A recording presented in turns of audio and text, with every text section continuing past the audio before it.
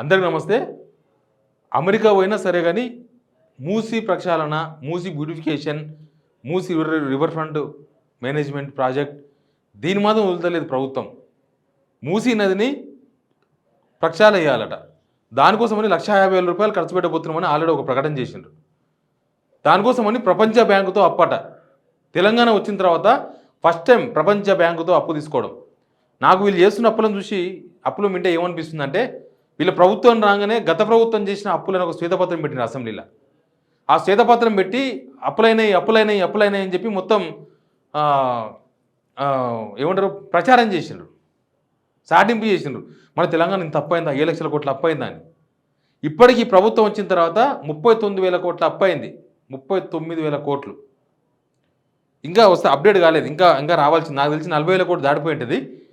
41, 42 దాకా పోయి ఉంటుంది.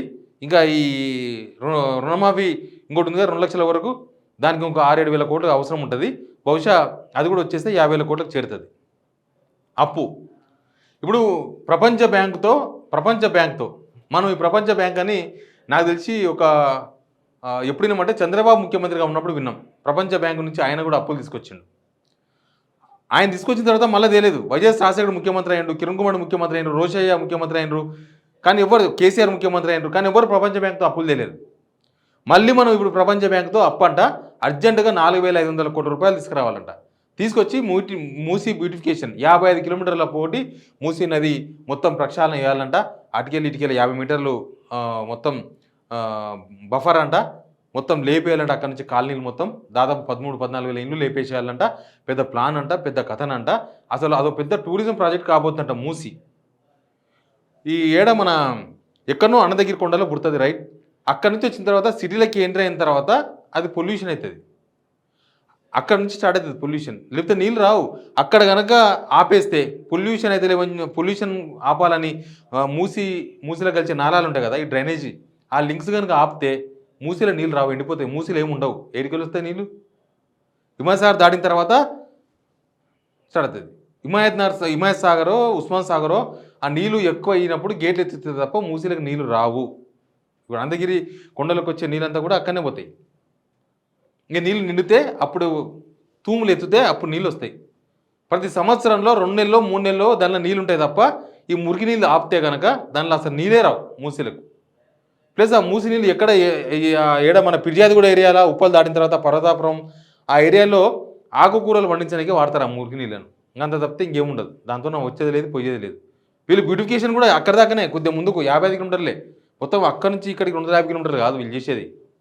సిటీ ఈ కొనకి వెళ్ళి సిటీ ఆ కొనకు. అసలు ఈ అప్పులు తీసుకొస్తున్నారు కదా, ఈ అప్పులు తీసుకొచ్చి మూసీలో పోసే బదులు ఏదైనా హాస్పిటల్స్ కట్టించవచ్చు కదా. హాస్పిటల్స్ ఎక్కడనో యాక్సిడెంట్ అయితే హైదరాబాద్కు రావాలి. మన ఉస్మానియా ఆసుపత్రి ఒకసారి పోయి చూడండి ఎట్లుంటుందో. నిమ్స్ కొద్దిగా బాగుంది, కానీ పెరుగుతున్న జనాభాకు అనుగుణంగా నిమ్స్ కూడా ఏం లేదు. ఇంకా గాంధీ హాస్పిటల్ మనకు తెలుసు, గాంధీ హాస్పిటల్కి పోతే అట్లాంటి సిచ్యువేషన్ ఉన్నాం. ఇక 4 పెద్ద హాస్పిటల్స్ కడతామని గత ప్రభుత్వం శంకుస్థాపన చేసింది. హాస్పిటల్స్ ఇంకా కట్టలేదు.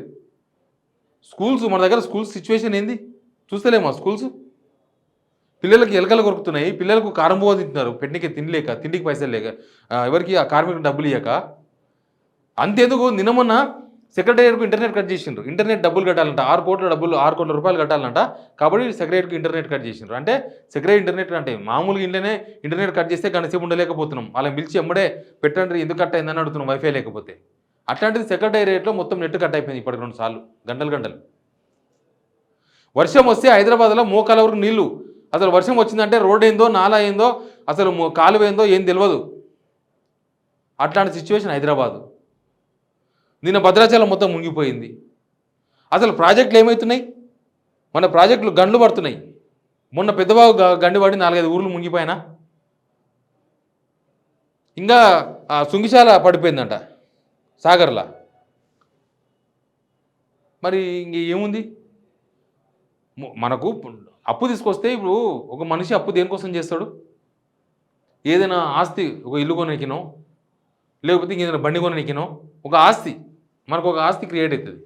అట్లా తెలంగాణకు ఆస్తి క్రియేట్ చేయడానికే తెలంగాణ ప్రజల అవసరాల కోసం అప్పులు చేయాలి. కానీ 1,50,000 కోట్ల అప్పులు తీసుకొచ్చుకొని ప్రపంచ బ్యాంకుతో అప్పు తీసుకొస్తే ఎవడు కట్టాలి? ఇప్పుడు చంద్రబాబు నాయుడు అప్పు చేసిండు ముఖ్యమంత్రి ఉన్నప్పుడు. అప్పు ఏడిపోయింది తెలుసా? 2 రాష్ట్రాల విభజన జరిగినప్పుడు అప్పు మనకు కూడా వచ్చింది, వాళ్ళకు కూడా పోయింది. ప్రపంచ బ్యాంకు నుంచి తీసుకొచ్చిన చంద్రబాబు నాయుడు అప్పులు కేవలం హైటెక్ సిటీ కోసం ఊహించలే, అంతా ఉపయోగించారు. అప్పుడు ఉమ్మడి రాష్ట్రంలో ఉపయోగించింది దాన్ని. ఇప్పుడు ఈయన చేసే అప్పులు మళ్ళీ మనమే కట్టాలి. ఇంకోరు ఎవరో ముఖ్యమంత్రి అయితే మళ్ళీ ఆయన తెస్తాడు, ఆ అప్పులు కట్టాలి. పాత అప్పులను ప్రచారం చేసింది, కొత్త అప్పులు తీసుకొని అనేది అర్థమైంది ఇప్పుడు రేవంత్ రెడ్డి గారు. ఎందుకు అప్పులు అప్పులు అప్పులు 7 లక్షల కోట్లు అప్పులు ఎందుకన్నారంటే, వాళ్ళు తప్పు చేశారని చెప్తే ఇంక మనం పట్టించుకోరు, మనం ఏమైనా చేసుకోవచ్చు అని అనుకున్నట్టున్నారు. కాంగ్రెస్ గవర్నమెంట్ అనుకున్నదేమో బహుశా.